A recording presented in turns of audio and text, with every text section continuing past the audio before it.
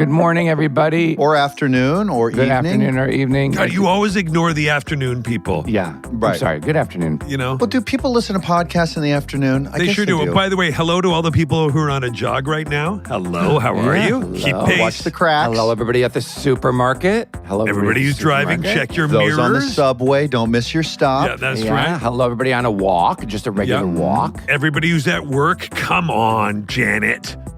And for everyone else, welcome to SmartLess. Yes.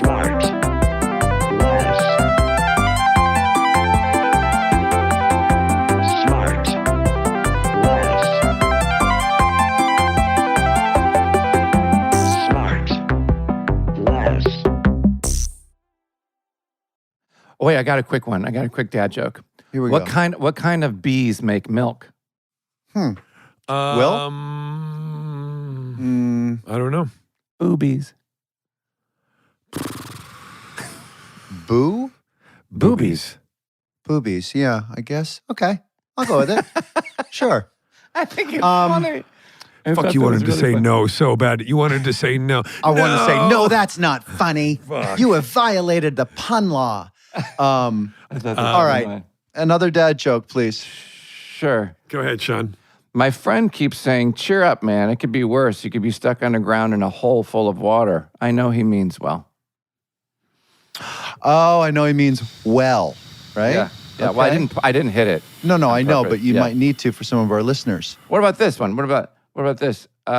Did that italics the well in your book? No. Mm-mm. No. Okay, go ahead. You know, a good elevator joke works on so many levels. Sure. He got me. He got me. Nice It's reading. pretty. Come on, that's good. Okay, It's pretty good. guys, I've said it before and I'll say it again. We three fools are incredibly lucky at times on this show to be able to ask some questions and hear some answers from folks who wouldn't otherwise spend even a second with us. Ooh, I like Today's one of this. those days. Oh, I like that. Our next guest is one of the most important people to have been born in our generation.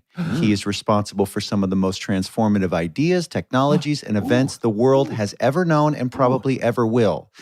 These discoveries, advancements, and innovations have made parts of our lives and the world around us far different than anyone could have even ever imagined just 40 years ago. His work has brought him enormous wealth, which is God, you need enabling an him to editor. once again change and help our planet and our lives in ways that are exciting, confusing, and in some ways life-saving. Please welcome Mr. Bill Gates. Oh my gosh, Wow. Mr. Bill Okay.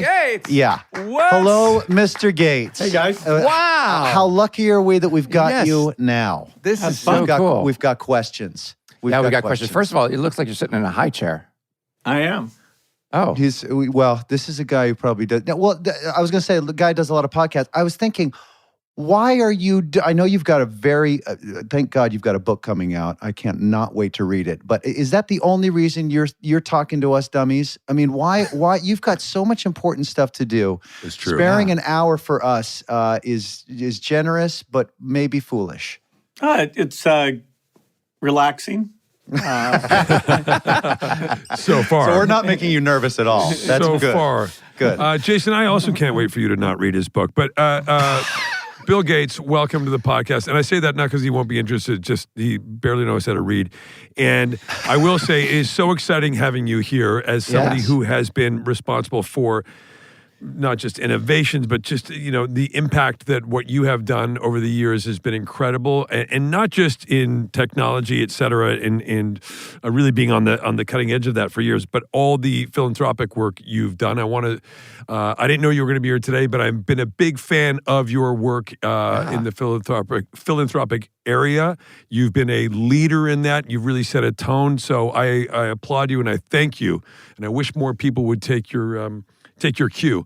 yeah. Well, he's setting a great example. I think they will. I hope they will. Yeah, we really are do. they? I mean, I know you did something. What is it called? The Giving Pledge. Yeah. The Giving Pledge. Yeah, Yes, with I was Warren just gonna Buffett, ask about right? that. Are Exactly. are men and women following along with that?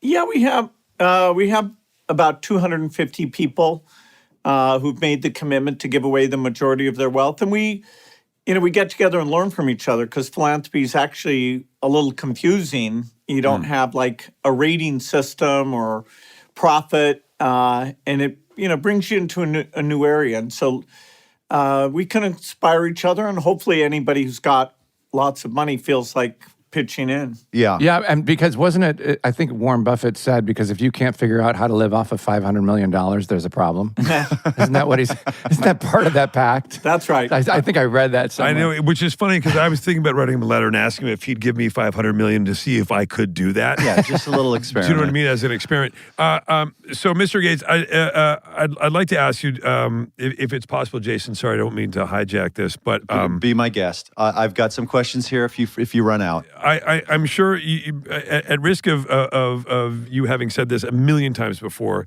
would you talk a little bit about the genesis of Microsoft? Because I don't know if I've ever really heard a clear story of how it came to be, how you had the idea for it, and how it came into fruition. Yeah, I was super lucky. My parents found me a little confusing in terms of I was very good at some things and not good at other things. So they sent me to a private school, and that school got a computer. So when I was 13, I had my first exposure, and I got kind of obsessed with figuring it out, what it could do. And so even during high school, together with a friend, Paul Allen, I got thousands of hours of time learning how to write software. So forgive me for interrupting. What year was that you got first exposed to the computer? And where? That's 1968. I'm up in Seattle, Washington at an excellent private school. And then Paul's reading, and he sees that a computer's going to be done on a chip, the microprocessor made by people like Intel, and that those chips are going to get twice as good every year or two. And so I say to Paul that's exponential improvement, that then computers will be almost free and they'll need a lot of software. We should do that software. And he follows, when I go back to Harvard, because my parents wanted me to go to college, he follows me there to kind of bug me and say, well, this revolution's going to happen. Let's get going. And finally, when the first personal computer comes out in late 1974, I drop out, and Paul and I found the company. And you told Steve Ballmer to stay behind, finish his education, because you're going to need him later. Yeah, in fact, he shows up about 4 years into the company, and he's the other person who plays an unbelievable role. I did manage to catch him in the middle of business school, so I got him to drop out of business school. There you go. So you see these computers in the sort of the late 60s that you're first exposed to are, by comparison, of course to today, but maybe even to the computers in the mid 70s, rudimentary at best, probably. Yeah, also very expensive. And so, we only big companies and the government have them. And so we would have to sneak in at night to get access. And, we kept saying to people, these things are going to be cheap, but they didn't agree. And so we got to be the very first people. And then you have people like Steve Jobs at Apple, where they're doing the hardware, the Apple II, and we're doing the software. So the Apple computer came with our software. Oh, it did. Yeah, and was it? Correct me if I'm wrong here, but I, for some reason, always thought that one of the major things that for small brains like me that really was like, because I remember computers there was the coding thing, and then all of a sudden one day there was I think it was Windows, which was just point and click stuff, and it was like, oh, this is a whole different thing. Was that not you, Mr. Gates? Yes, absolutely. So the idea of the graphics interface, where you use images, not just characters, that's pioneered at Xerox, which made a lot of money on copying machines. And they didn't manage to make a good product. So it's actually Apple with the Macintosh and Microsoft with Windows that takes this idea of graphics interface and takes it to the masses. And, now everybody knows that's, the way you use just point computers. and click. But what we don't Exactly. know is that underneath what you're pointing on, underneath that is a bunch of code that you're activating when you hit a click. Yeah, it's actually pretty complicated underneath, which is why we had to hire lots of smart engineers and write a lot of code. But I will say, well, I kind of have two questions, which is A, So you learn on these rudimentary huge computers that are only the government and educational institutions have, et cetera. So you and Paul Allen realize that, okay, this is the future. Are there people who can teach you how to do the stuff you did, or did you have to figure a lot of that stuff out yourselves as you were going? We pretty much had to figure it out. I mean, we did hire a few adults, who knew things like finance and accounting, but because we were at the forefront of a revolution, this idea of, okay, how do you manage these people? How do you price this stuff? We decided we'd sell all over the world. So I have to build a team in Japan and Europe and deal with all the languages. I have to say it was super fun.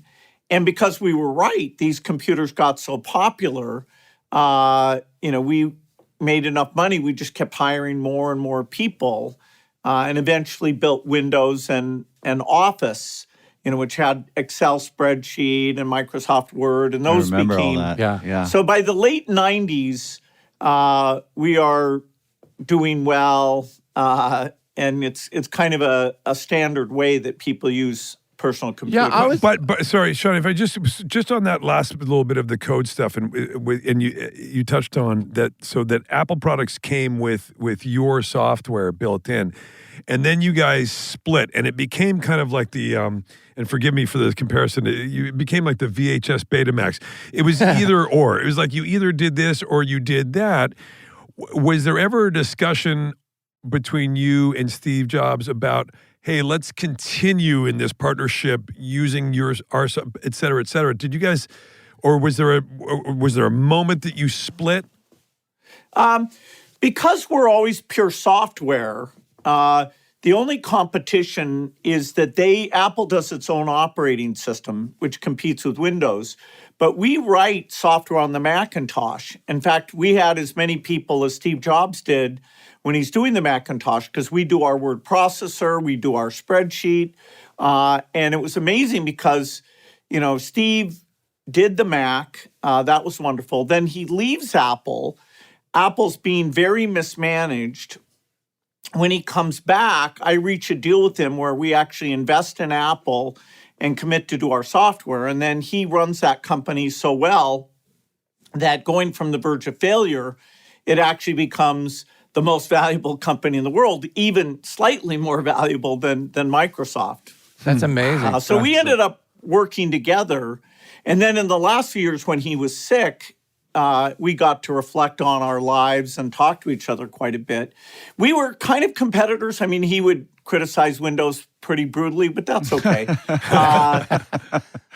But his skill set, which was kind of design and user interface, he was not an engineer.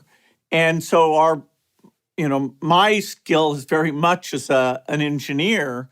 So we appreciated each other. And of course, was there a lot of competition though? Like there had to be when you're sitting in your garage or wherever you were with Paul, thinking, designing this and coming up with this and all that stuff. Back then, you didn't have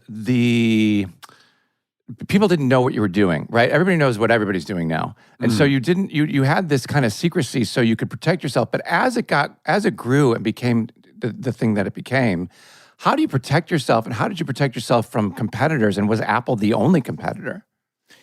Because Microsoft wasn't about any one piece of software, not just Windows, not just Office. We were doing, Xbox, which had games.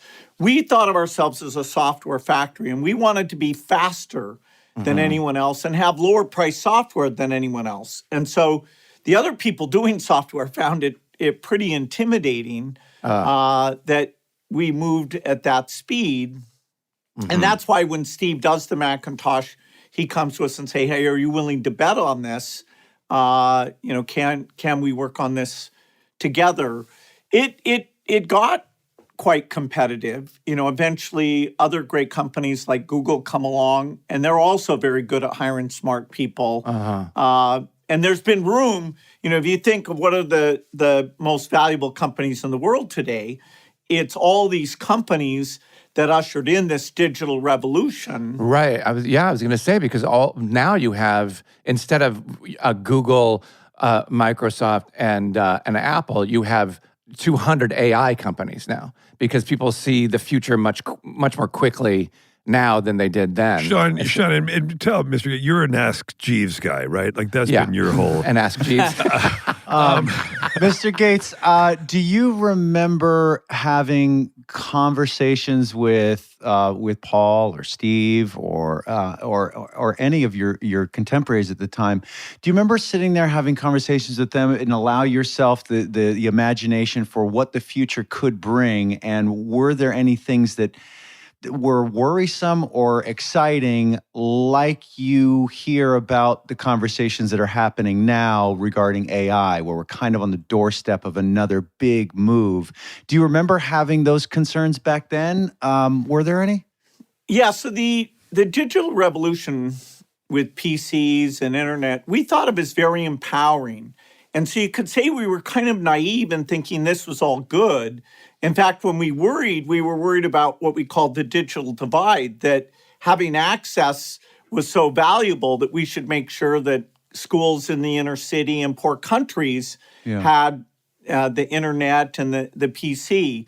It's only when social networking comes along that this kind of, isn't it always for the good to give people new capabilities? We realized, wow, the social criticism, the waste of time, that in some ways we were playing to human weaknesses, that you seek out outrage and that kind of can drive people apart.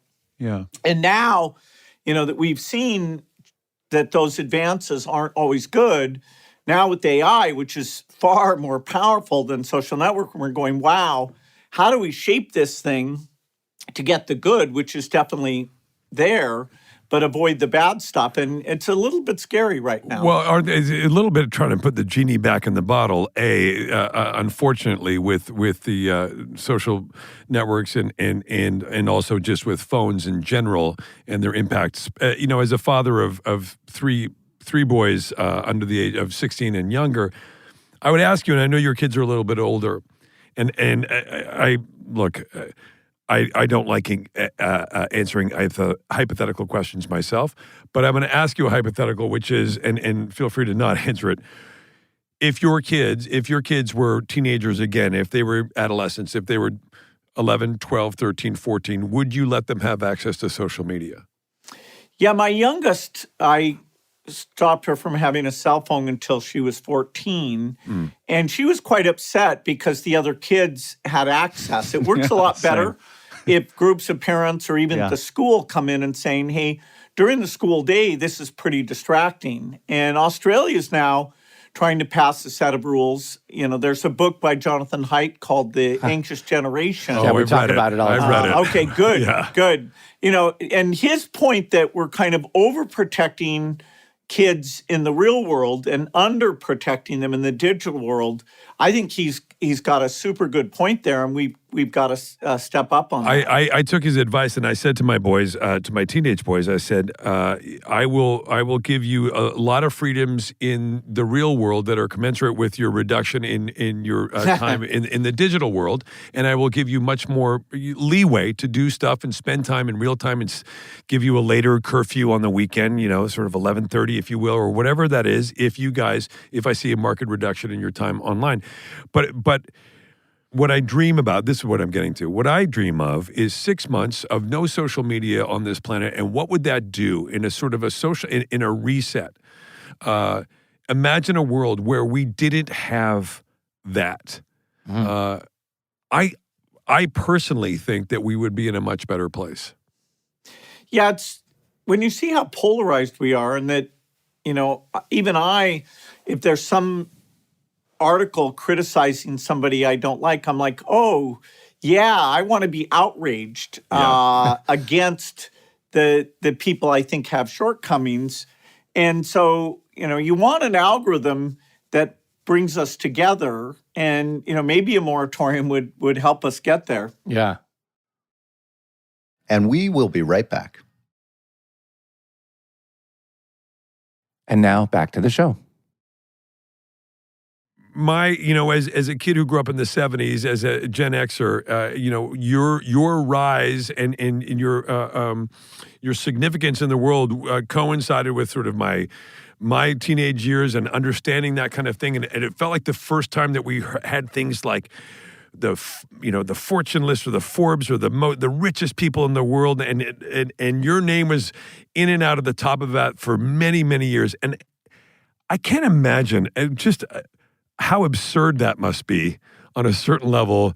Did you have those moments of like, not even pinch me, but of like, is this me? It feels almost abstract. How bizarre. Did you have that at all? Or just leave me alone. Well, it's definitely wild. At a young age, I was in my 30s when I become the richest person. And my parents, fortunately, their values helped anchor me. And they were always saying, okay, to whom much is given, much is expected. So I did start in my 40s to really study philanthropy, Rockefeller, Carnegie, what had they done, and try and figure out, could I be as careful about giving it back? And then in my 50s, I retired from Microsoft and moved over to do foundation work full time. But yes, it's bizarre. Having close friends who really know you, who can laugh about your success, I think, does help keep you grounded. Yeah, that transition to philanthropy, I'm sure there are many parts of it that are even more complicated than your life beforehand. The many challenges. Can you speak about those? I'm sure there's a lot of it that is much more enjoyable too. Probably most of it. How is that feeling, that transition? Well, I loved being an individual contributor in my 20s and then managing Microsoft in my 30s, where you're just very hands-on and you can say my product is selling well or this one is not. How do we fix that? And so it's a real switch, where you're not having that immediate market feedback to go and say, hey, why do children die? How many children die? Can we reduce that? And then I had to learn about poor countries and vaccines. But I have to say it's been, as fulfilling. In the turn of the century, we have 10 million children dying every year. And because we got out new vaccines and worked with partners, that's now down below 5 million a year. Wow. And if we keep doing our work well, including governments caring about poor countries, we can cut that in half again to 2.5 million. Have you found a way to make it an attractive idea for countries to come on and partner with you that goes beyond just the obvious ethical and moral pull of it? Is there a GDP component that you can dangle in front of some of these more capitalistic-minded countries that get them to the table a little bit better? Yeah, that's a super good point. We, of course, the moral argument of the golden rule, helping people everywhere is our strongest argument, but that alone isn't going to get us there. We had some of the generals in the U.S. Army saying, hey, if you don't help these countries out, then we'll have to go to war and, you'll have to increase our budget. So that the foreign aid budget, by creating stability, it avoids the awful war. It also, if you lift people up economically, like Asia today, buys a lot of American stuff, right. Movies, drugs, jets, software, you name it. So our mutual success, has been amazing. The two countries we defeat in World War II, we're generous enough to them that they become the second and third biggest economy. Yeah. And we engage in mutually beneficial trade. Japan shows us how to make quality products. And now we want to extend that, and get, Asia's doing well. India's getting rich. And eventually they don't need aid if you help them out. And so you only have mostly countries in Africa that still really deserve this kind of support. Are you finding that you're having the same kind of messaging, language success as you try to encourage them to come along with environmental adjustments as well? That it's mutually beneficial from a business standpoint, et cetera?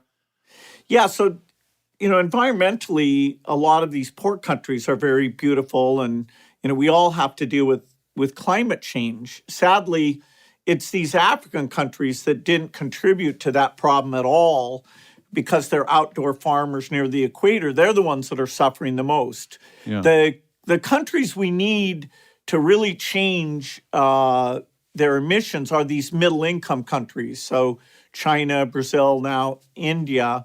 And they expect us to help them by inventing really inexpensive ways to go green. And so the biggest hope for the environmental stuff is innovation. If the green stuff is really expensive, even the rich countries are kind of saying, hey, don't make me buy an electric car if it costs more. Don't make me buy an electric heat pump. And so, it's going to have to be all of us saying we're in this together, it's one planet, but also a lot of innovation, because nobody can agree if it's expensive, who should pay for it. Right. A friend of mine who's sort of a friend of ours, friend of the show, Willie, our buddy, he mentioned that there with this big round of deregulation that supposedly is on its way, that there may be a good spin to it, in that the amount of innovation that is needed to really make a big move in environment, a part of that, it's necessary for private to be spending money there as well as just federal money. And so by deregulating, you give those companies more money to spend in R&D for these environmental things. Is that just spin for the business sector? And I'll let you guess what business he's in. But he's a great guy. What do we think about that? Is that spin, or is there some validity to that? No, there's definitely some validity. For example, if you want to build an electricity transmission line, you often have to go through almost a decade of approvals. And of course, that line, if anybody blocks it, then it doesn't work at all. And so we need to have more collective action as we try and change, move away from coal, electricity to other things, which is sun and wind and nuclear and a variety of things. Yeah. We don't want to get rid of all the regulations, because part of the reason the U.S. is so beautiful, we preserve lands, we've cleaned up our waters better than any other country. But it is absolutely fair to say that many of these environmental reviews are delaying projects that we need in order to solve climate change. Gotcha. So government could get out of the way a little bit because we got to work fast, right? But not completely? Yes.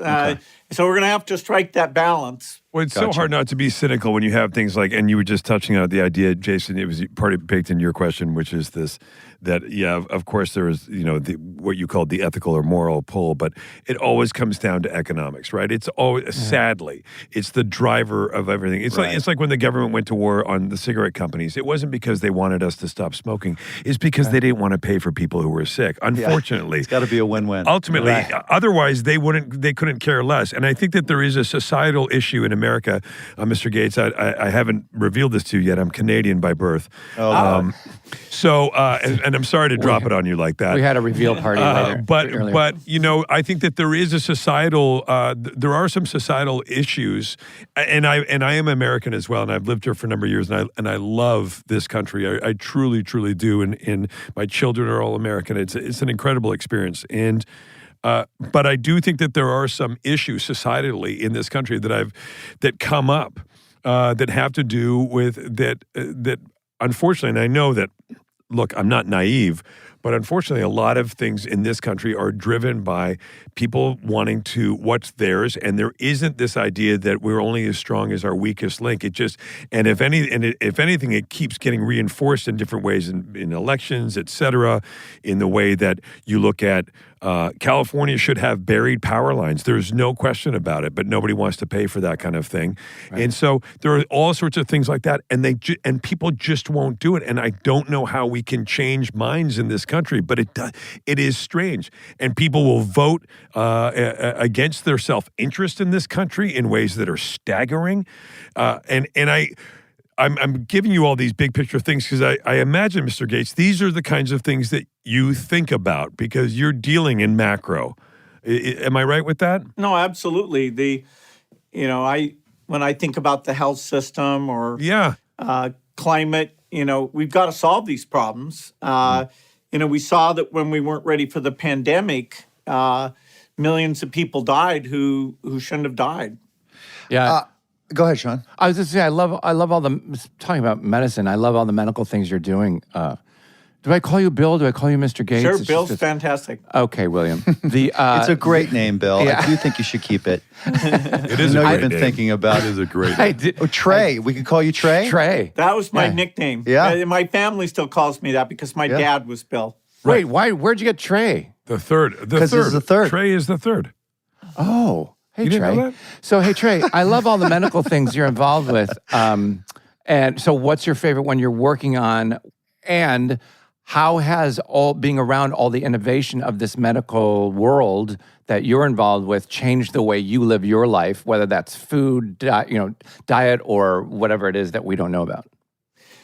We're learning a lot. We've learned that sleep is very important. On nutrition, we're still kind of confused about, other than eating too many calories, what counts. Mm-hmm. The work of our foundation is very focused on the diseases that are still huge in poor countries. Mm-hmm. So HIV, malaria. We literally still have polio out there, even though we got rid of it in the U.S. and kids aren't dying and being paralyzed. But we're down to just a few countries. And so the only disease we've ever gotten rid of is smallpox, and now polio is very close to being the second on that list. So I put a lot of effort into that. With HIV, you've got 1 million Americans living with it, 40 million worldwide. We'd like to make it so we can actually cure it rather than you having to take medicine the rest of your life. And so we're making good progress on that.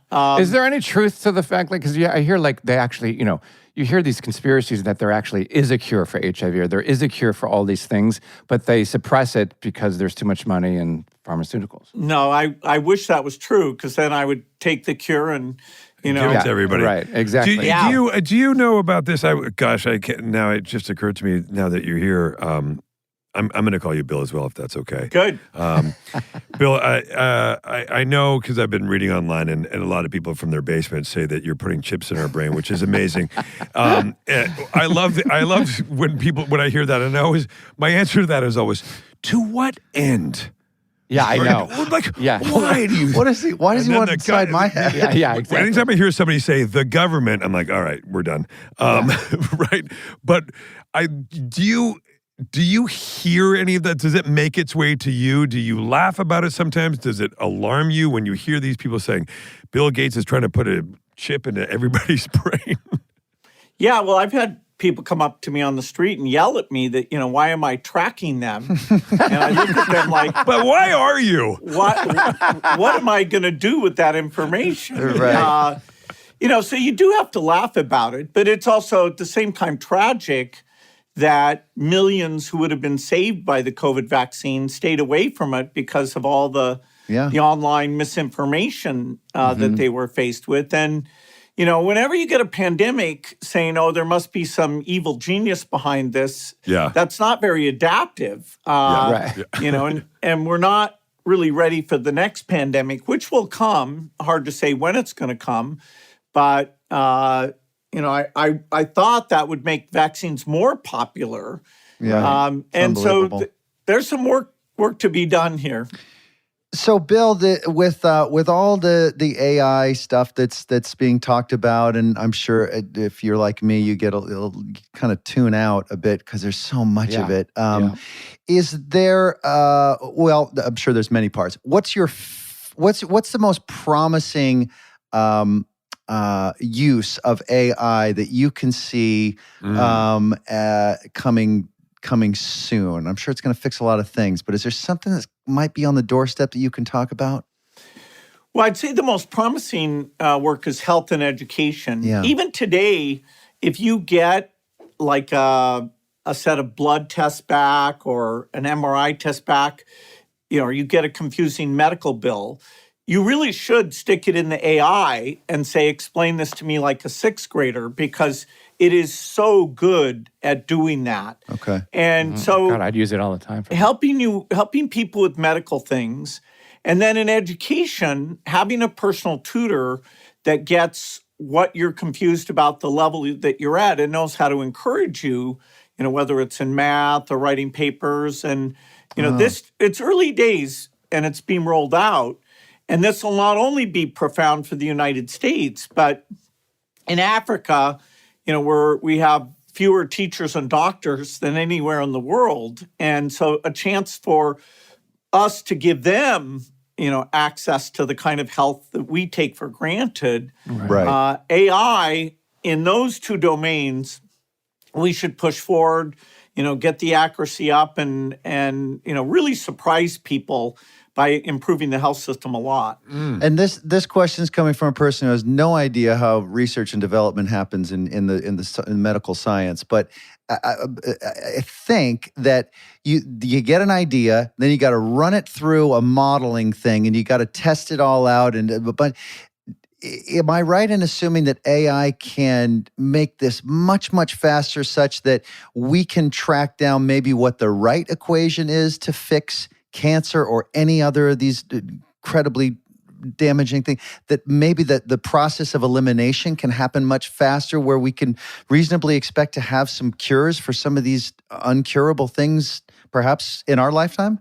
Absolutely. And, medicine has made a lot of progress. I mean, heart disease is way down. Cancer, we have a lot of things in the pipeline, but AI is going to accelerate all of that. Great. Amazing. I work in Alzheimer's, and there's some great tools coming along, because nobody should want to have that. And even, with HIV, this idea of the cure, the fact we can get it out maybe in 4 years instead of 8, we'll use AI to help accelerate that. That's amazing. We'll be right back. And back to the show. Your mom was really influential with you for sort of planting this early seed of philanthropy and giving back and using what you're given in the right way. Is that correct? Do you want to speak about that at all? Yeah, absolutely. I mean, when you see your parents behave, that's more influential than what your parents say. Right. And so they, volunteered in the community. They gave what they could, and then as my mom saw, She was big in the United Way. Yes, sorry. Exactly. Yeah. She put a lot of her time into that, both in our city, but also at the federal level. And wow. So she was always telling me, okay, you've got to run a United Way campaign and give back. Sadly, she died pretty young, about 30 years ago. And it was my dad who actually, when I was still full-time at Microsoft, ran the foundation and got it going for the first 10 years and kind of set the culture in a very positive way. So he did get to see and participate in, all those dictates that go back to my childhood. Are your kids being as observational as you were and benefiting from it like you did? Yeah, no, well, my kids, are both lucky, although being a child of somebody well-known, I'm sure your kids experienced some of it. It's got a lot of pluses, but some minuses as well. Sure. But are they following your great example, I guess is my question. Well, I'm giving them as a percentage of the wealth, a pretty small percentage. Yeah. I mean, in absolute, it's a lot. And I do believe that, they'll have their own careers and they'll be very generous with what they're doing. But I didn't decide that we would take, that wealth and pass it down. 95% goes out through the foundation. And yet, I'm super happy with how hard they work and their values. My wife, Melinda, did a great job raising the kids, and it's worked out well. Yeah, amazing. What about, I want to know, like, about that gut probe in a pill? Like, you just eat a pill? Like, describe that to me, because I just read headlines about it. I didn't really know anything about it. What is that technology, and what is it used for? Probe in a pill. Yeah, like you eat a pill, and it probes your guts. Oh, boy. Yeah, so digestion is super complicated, and that's why these nutritional fads come along. And the New Yorker cartoon said, you better adopt this new nutritional fad quickly before they prove it doesn't work. And what happens is that in your gut, there's a lot of bacteria they call the microbiome. And we're just now, as you swallow this capsule and it absorbs all of those bacteria, we see what's going on. We finally understand what's going on. And so our foundation works on malnutrition. These big pharmaceutical companies like Eli Lilly work on overnutrition. And it turns out that we work together on the research because the same complex circuitry that allows poor kids to be malnourished. In the US, we have, horrible levels of childhood obesity. And so as we're learning that, new drugs like these GLP-1 obesity drugs, that as they get cheaper are going to have a profound effect. Yeah. That's the type of innovation coming out. And yet, we didn't understand that until very recently. Well, but we had, and Sean's still mourning the new ban on red dye number 3 because it's been such a staple in his diet, as you can probably tell. He can't identify the cherry and the strawberry flavored stuff. His brain is basically liquefied. But I will say, you talk about that in this about obesity and childhood obesity. What is it? What is the difference in this country? Again, it sounds like I've been attacking this. I'm really not. I'm curious about things like about childhood obesity compared to other countries and the nutrition and things that are allowed. Like, you've seen those things where they compare a product that is the same, but that's sold here and then sold in the UK, and the list of ingredients is like double in this country.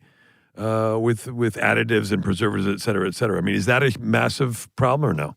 Almost certainly not. Oh, really?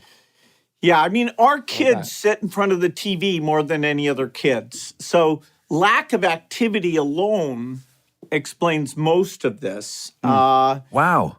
And, sadly, when your parents are obese, the likelihood that you'll be obese goes up pretty dramatically. And so the U.S., in many respects, drug addiction, obesity, you could say, as the world's richest country, all the problems of being rich are worse in the U.S. than they are anywhere else. Yeah, for sure. We're also the most innovative, though, and that's why I'm not a pessimist at all. I do think. Wait, so it's just apathy? Is that what it is? No, your TV shows are too entertaining. Oh, okay. Yeah, exactly. It's all your fault. Not mine.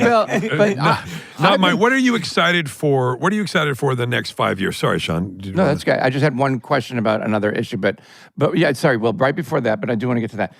I'm really passionate about this because of the fires that just happened, because of the constant droughts in California. And we talked to Kamala Harris about this like 3-4 years ago when she was the senator in California, is like most of the earth is water. And so when there's a shortage of water, I'm like, how can we not figure out how to desalinate water? And people say it's too expensive. Well, it's more expensive to not figure it out. And so what are your thoughts about that? And do you have any kind of desire to be in that world? Yeah, so I'm very involved in that because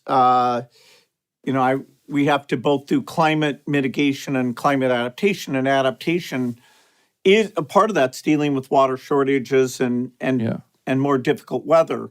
It takes a certain amount of energy to desalinate water, and so only by bringing the cost of energy down with things like solar or perhaps nuclear fission or fusion, then you get more water availability. 80% of water is used for agriculture. Mm-hmm. So you can afford to desalinate water for human consumption. You can't really afford to do it for agriculture, so you have to end up moving your farms to the places where there's enough water. You don't want to pay to desalinate just to grow. Unless we figure out a way to do it. Unless you do, but I would, and people like, sadly, Jason Bateman, who, obviously with his almond consumption has been destroying the planet. It's unbelievable the amount of water that goes to every one of your precious almonds that you just carelessly stuff in your mouth. But Bill, what is I was going to ask you about, you're excited about the next 5 years. What are we going to do about energy sources going forward? What can we do? Have we reached peak oil? Or what are we going to do with fossil fuels? Can we keep it going in this direction? What do you think about that? Well, I'm very hopeful that between expanding wind and solar and getting both types of nuclear fission and fusion, to get safer and cheaper, that even with all this demand for energy, like electric cars or electric heat pumps, AI data centers, that we'll be able to get ahead of that and still have cheap electricity, even though we'll get rid of all of the terrible CO2 emissions. So we are going to have to transition away from coal and natural gas in the decades ahead. I mean, that's going to be a painful transition, I imagine. Not if we innovate the cost of these other things down. Electric cars are getting cheaper. Eventually, you do get to the point where the substitute is as cheap as the dirty thing was. And in the long run, that's what we need to do so that we get global adoption of green approaches. Well, but educate me if you would, to the extent that if you get an electric car and you get all these people who get them and they're great, and then some people like to virtue signal with them and shame other people. But the components, there's so many of the components that go into the car are petroleum based, whether it's the actual components themselves or traveling those cars to their destinations or across oceans and stuff, right? You know about all this, so it's all. Is there any way that we can mitigate all of those other things as well so that we're not relying on petroleum for everything? Absolutely. And we measure that. Anybody who buys an electric car, as you say, it's not zero emissions, but it is dramatically less than a gasoline car. Right. And that we're learning to make the batteries using less energy and less environmental things, like new ways of finding lithium. And so the accounting on, how do we have the most environmentally clean car? We're doing a very good job tracking that. And consumers who help create demand for electric vehicles, they deserve a sense of virtue, because they're the more we buy, the more the price goes down, and the more I agree. I was playing, obviously, but I do agree. Bill, what's the rest of your day look like? What are your is your average day? Well, he's firing the person who told him to do this. Is your average day split 50-50 between sort of personal pleasure, silly stuff, and also saving the world with the other half? Or I'll bet the ratio is not 50-50. But do you get a little time to be stupid doing something? And if so, what is it? I do. In my 20s, I was monomaniacal in my work, but now, although I work 50 hours a work week and travel a lot, I play a fair bit of tennis. I play a lot of pickleball. I love reading. I love TV shows that you guys have made. That's super fun. A little bit of golf. No, I'm not doing much golf. I like tennis and pickleball because slightly better exercise. Yeah. Sure. Gotcha. What is the one thing that you know how to do that everyone will be kind of surprised about? Do you have like a little hobby? Like, are you a great drawer? Do you cook? Are you a knitter? What, is there anything that's sort of a sneaky little talent that people might be surprised about? Or are you a great whistler? Yeah, that's pretty good. Nice. That qualifies. On cue, not bad. I'm good at sleeping on planes. That's a wow. great talent. That is a cannot great do talent. that. Now, are you a savory or a sweet person? Do you have a sweet tooth?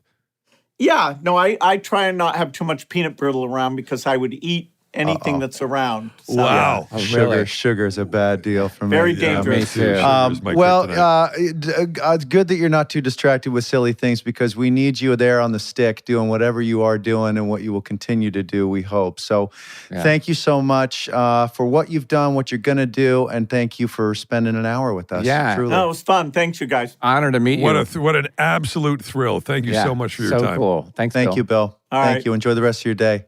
All Thank right. you, sir. See you, buddy. Okay. Bye-bye. Super. Bye, pal. I felt like I was a real blowhard today. I'm sorry. I don't You have a think lot so. of opinions, and they're good opinions. This is a talk show. I felt very blowhardy. I'm so sorry. I apologize. No, No. well, you know what? You get somebody like that on the show, and you want to talk about all the Yeah. stuff that is complicated and Big stuff. I Yes. want Yeah. him to answer big I know, questions, I like got big that. macro questions. I get that. How can we save it? Is there any way that we can change opinion in the world? Yeah, You know what I mean? right. It's almost like everybody's looking, to your point, Will, it's like everybody's looking for that guy who has all the answers. Yeah. But I mean, I wanted to ask him, like, people like that, do you have perspective about being one of the people that changed the fucking world? No, I know. Like, there's like 10 or 20 people, like Einstein and him and like Steve Jobs. He and I are like on a short list of people who Yeah. have Wait, really wait, made- back up. I agree. back up. No, I'm Back up, saying back what up, you're back up. saying, dude. Yeah, I'm well, the number of agreeing with you smiles that- that Will has created as No, opposed what I'm to saying computers. that he and I, dude, I'm making your point for you. That Oh, Bill okay, and I thank have you, thank you. changed. He's got to like talk about like, when you get to the end of your life and like we've talked about it before, did I use my years right? Like this guy, I mean, I'm sure some people have issues with him, like with everybody, but my goodness, the amount of effect he has set over this world. And he's still doing it. I know. The other thing that I'm excited about, is his book. He's got this new book coming out that's about like how this all started for him, how his brain started going, and how he got it a excited. biography? Yes, I believe so. Yeah, it's called Source Code. It comes out February. But yeah, hopefully there's an audio portion of it that I can listen to over and over again. JB, no. Yeah, I still don't get I'm gonna it's come left read to it right, to top you. to bottom, right? You don't Front know what page. you don't Yeah. know what you're missing. I just had such a good read. Oh God, you don't know, you guys. It would give you so many more references. You'd be so much more interesting. No wonder you're so bland. You have nothing in there. Wait, to did we reference. stop recording or are we still rolling? No, we're this still is going. part of the show. Source This is part of the Code. show. This is Source the Code is show. the book. Go Source out and Code. read it because February. all the profits are going to go to Me? not his pocket. Something Okay. really good. I should know this, but it's all for charity. So That's great. As most everything he does. is. Exactly. That's so cool. Source Code. I also love the work that I wanted to get more into the.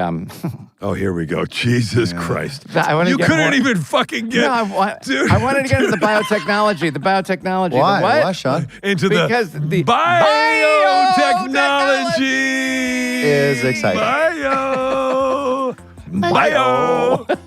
Smart. Less. Smart.